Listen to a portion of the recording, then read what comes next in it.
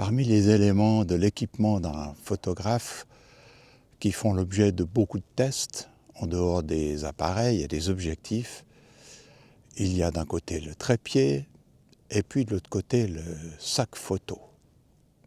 J'en ai testé des sacs photos, des petits, des grands, des pochettes, des sacs à dos, jusqu'à ce que j'arrive à une solution que je trouve aujourd'hui tout à fait satisfaisante, voire même peut-être idéale. C'est ce que je vous propose de découvrir dans cette vidéo.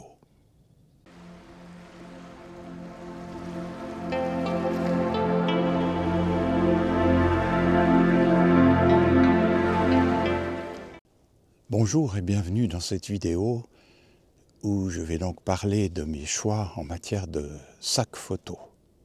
J'aurais bien aimé pouvoir faire ça au chaud, dans la pièce qui me sert de studio, mais elle est un peu trop exiguë pour que je puisse y présenter correctement le sac photo idéal que je me suis procuré. Je me suis donc levé de bon matin pour affronter les basses températures de ce début d'hiver, mais dans un panorama magnifique. Le soleil va bientôt se lever là-bas, par-dessus les Alpes. Il y aura de jolies photos à faire. C'est aussi ce que j'aime vous présenter quand je fais ces vidéos. Le choix d'un sac photo, c'est évidemment un choix très personnel. Il dépend de son équipement, il dépend de sa pratique photo, du type de sortie qu'on fait. Et c'est souvent très très compliqué de trouver le sac qui convienne à toutes ces situations, à tout cet équipement. C'est pour ça qu'aujourd'hui, je vous propose de découvrir non pas le sac photo idéal, mais l'équipement en sac photo que j'estime adéquat pour ma pratique. Allons voir ça.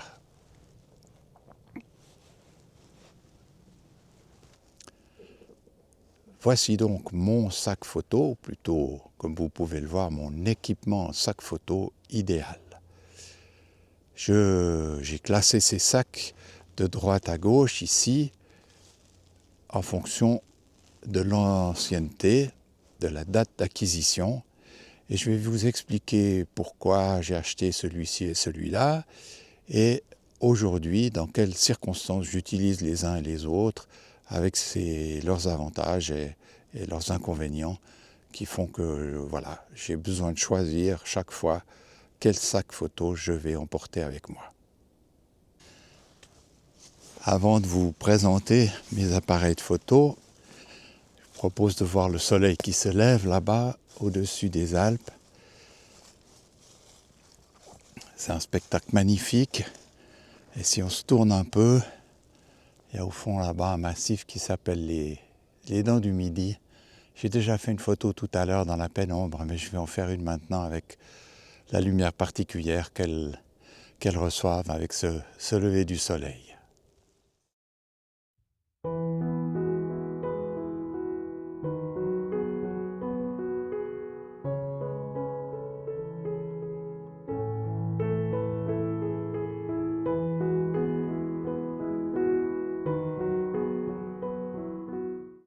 Le plus ancien sac de ma collection, c'est celui-ci.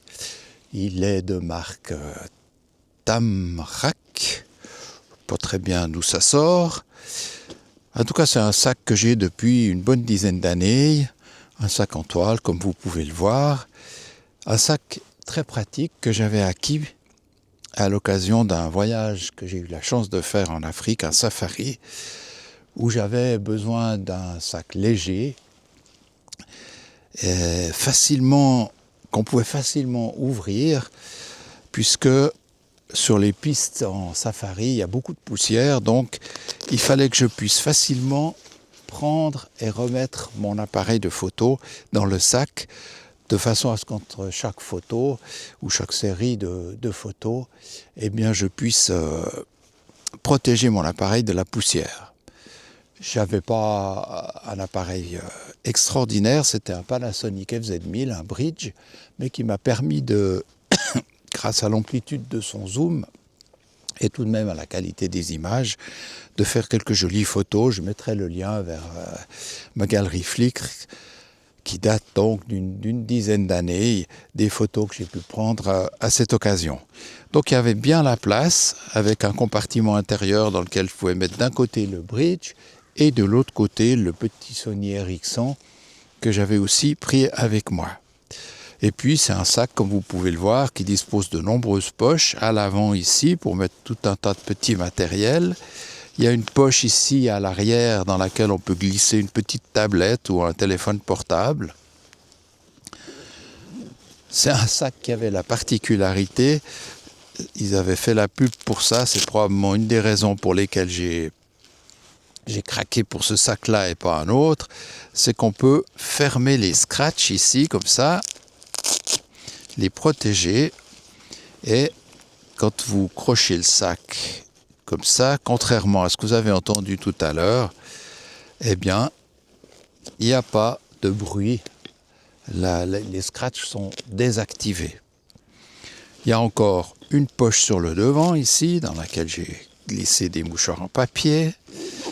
Et puis à l'arrière, ça peut servir de poche. On peut y mettre aussi une tablette ou ce qu'on a envie de mettre. Mais comme ça s'ouvre en bas, il faut être prudent, c'est aussi un système qui permet d'accrocher ce sac à un trolley, à une petite valise à roulettes quand on voyage en avion. Donc c'est aussi assez pratique. Voilà, un premier achat dont je reste très content. Aujourd'hui, je l'utilise beaucoup moins. Je le prends surtout quand je pars faire des séances vidéo. Il m'arrive de filmer des compétitions équestres ou des entraînements. Je glisse l'appareil de photo ici, le système de micro ici. Je pars léger et puis il est bien protégé sur le fond. Je peux le poser dans la carrière, dans le sable, ou le garder à l'épaule. Il n'y a pas de difficulté. Donc voilà, c'est son usage principal là, actuellement.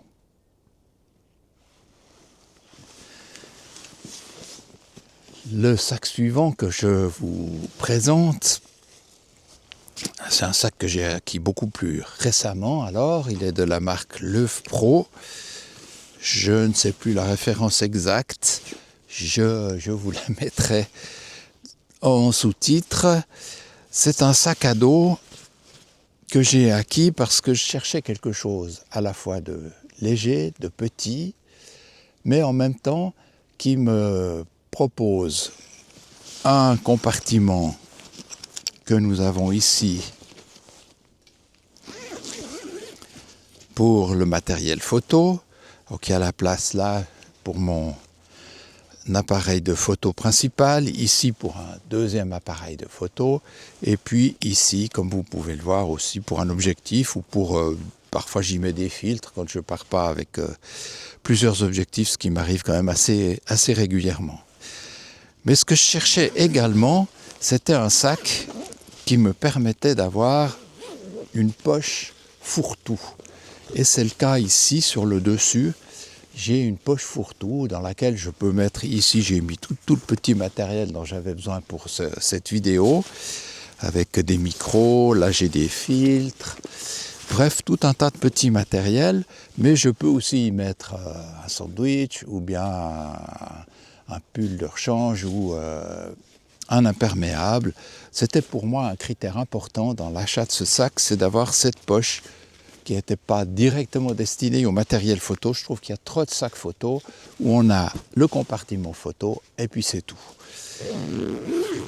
Et puis il dispose encore d'une poche à l'avant avec suffisamment de place pour mettre le petit matériel qui accompagne souvent les appareils de photo. De chaque côté, il y a une poche, on peut y mettre une bouteille d'eau ou y crocher un trépied, ça fonctionne très bien. Et puis, il a l'avantage, si je le porte comme ça, d'avoir des des crochets qui font qu'ils le tiennent, qu'ils ne se balancent pas quand on se promène, qu'on fait une grande balade. Un sac très agréable, on ne le sent pas sur le dos. Évidemment, moi je ne pars pas avec un gros appareil de photo plein format, avec des objectifs, par exemple, pour faire de l'animalier ou comme ça. Mon matériel photo est modeste, je vais vous montrer ça tout à l'heure. Je m'interromps dans la présentation de ces sacs photos. Pour revenir au paysage devant lequel je me trouve, je vais reprendre une ou deux photos maintenant. Le soleil est complètement levé, on le voit bien ici. Et il y a là différents étages jusqu'aux Alpes et puis au ciel, avec des rayons de lumière proposés par ce soleil encore pas très haut sur l'horizon. Et là, je pense qu'il y a une ou deux jolies photos à faire que je vous présenterai si elles sont un tout petit peu présentables.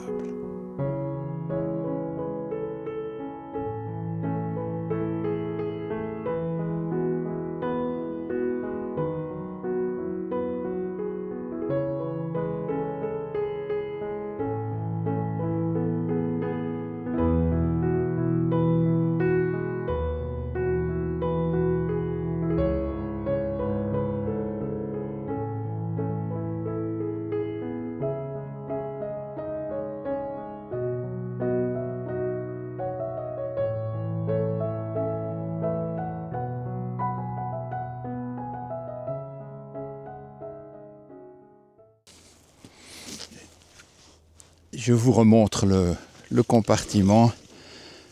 Il y a la place effectivement pour mon relativement petit appareil, le Sony A6700. Il y a la place ici pour le ZV-10 avec lequel je suis en train de me filmer. Et puis, comme je le disais, la place ici pour un objectif ou pour tout autre accessoire qu'on peut placer là. Évidemment, de plus gros appareils tiendront très bien aussi. On voit bien qu'il y a de la hauteur qui permettrait de glisser des appareils plus imposants ou des objectifs plus imposants. Pour moi, ça va très bien comme ça. Alors j'aime beaucoup ce sac, mais il est quand même assez, finalement, même s'il reste de taille modeste, il est assez étroit, c'est ce que je cherchais, je ne voulais pas un mastodonte. Il reste quand même parfois un peu trop grand par rapport aux sorties photos que je fais. Et donc, en complément, j'ai acquis ce petit sac qui est aussi de la marque Love Pro. Et c'est un sac slingshot. Ça se met comme ça, on peut le mettre par-dessus la tête ici pour plus de stabilité. J'ai gardé la même exigence pour ce sac que pour l'autre, à savoir qu'il y ait une poche fourre-tout sur le dessus, ce qui est le cas ici. Alors l'inconvénient ici de ce sac, c'est qu'il s'ouvre de cette façon-là. J'avais pris un peu de matériel avec moi.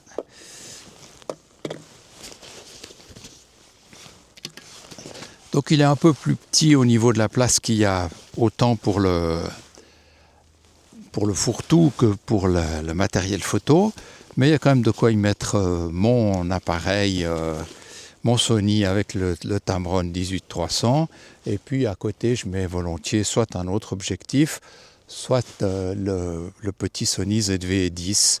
Je pourrais encore compartimenter ici pour mettre un objectif. Ici, on peut compartimenter pour mettre un objectif. Donc c'est un sac très léger, très pratique. Mais effectivement,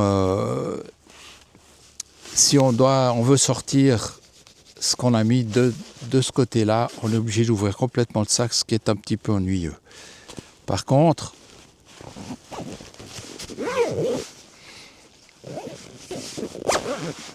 il dispose d'une ouverture latérale qui permet de sortir, je vais vous le montrer, une ouverture latérale qui permet, alors il faut un tout petit peu, ça coince un tout petit peu, mais c'est pas grave, qui permet de placer et d'enlever, de retirer, d'accéder à l'appareil de photo de manière assez simple. Donc, comme c'est un sac que j'utilise essentiellement avec un appareil, un objectif, le Sony A6700 et le Tamron 18-300, en général, je pars avec ce sac. Je prends le ZV-10 pour d'éventuelles autres prises. Ça m'arrive parfois de prendre un autre objectif. Mais avec ce sac, eh ben, j'ai de quoi prendre également ici en haut, dans cette petite pochette des filtres. Ça m'est même arrivé de partir avec la caméra d'action. Et puis, il y a la place ici pour un petit trépied. Donc c'est un sac léger, mais solide, et puis aussi très agréable à porter, qui vient donc en complément du plus gros, qui parfois est trop imposant pour certaines sorties. Là, je suis relativement discret avec un sac comme celui-là. On arriverait presque au bout de cette série. Il me reste un dernier sac à vous présenter. C'est pas vraiment un sac.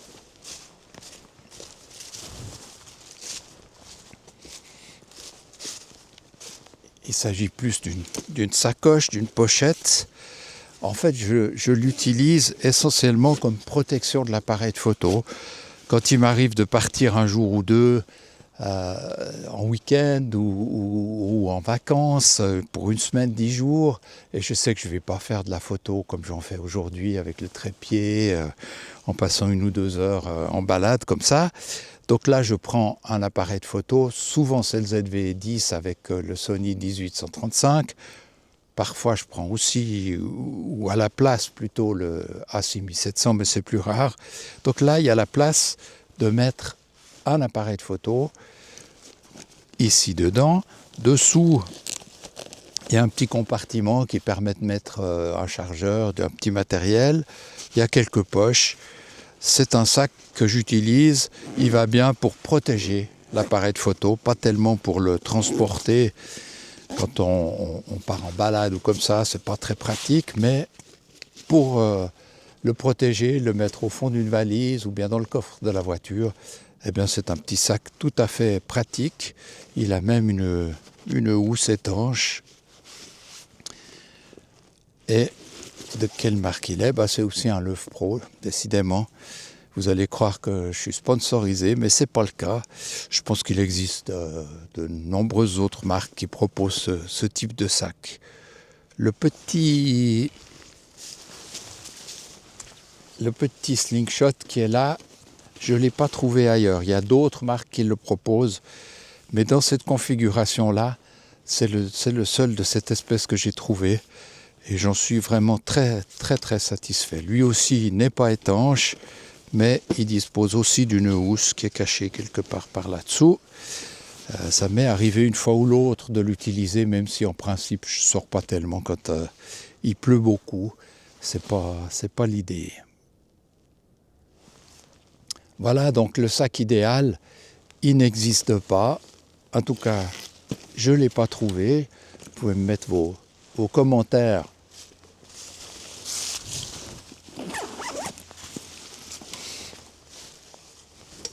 en bas de la vidéo, comme toujours. Mais pour moi, cet ensemble-là, je prends le 4e.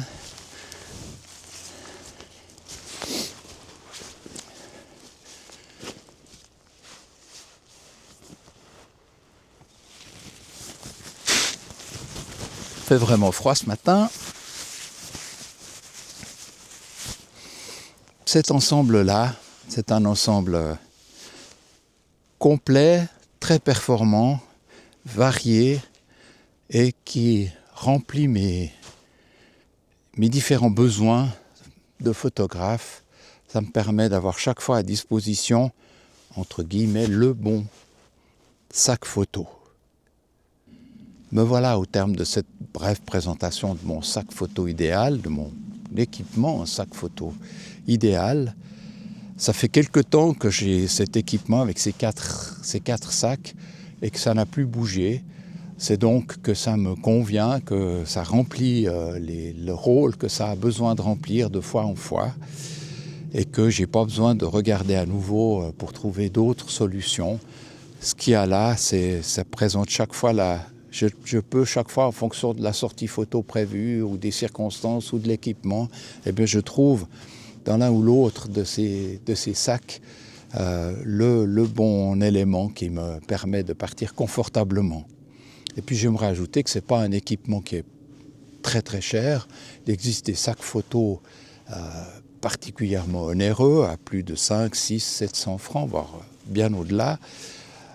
Tout cet équipement, je pense qu'il tient dans un budget de 300 à 400 francs au grand maximum. Donc c'est quand même un équipement relativement abordable. Me voici au terme de cette vidéo. J'espère qu'elle vous aura intéressé. Je vous remercie de l'avoir suivi jusque-là. Merci de ne pas oublier de m'accorder un petit pouce en haut, ça m'encourage. Et puis abonnez-vous si ce n'est pas encore fait. Comme ça, vous ne raterez pas les prochaines vidéos que je ne manquerai pas de publier. En attendant, je vous dis merci encore, à bientôt et salut bien.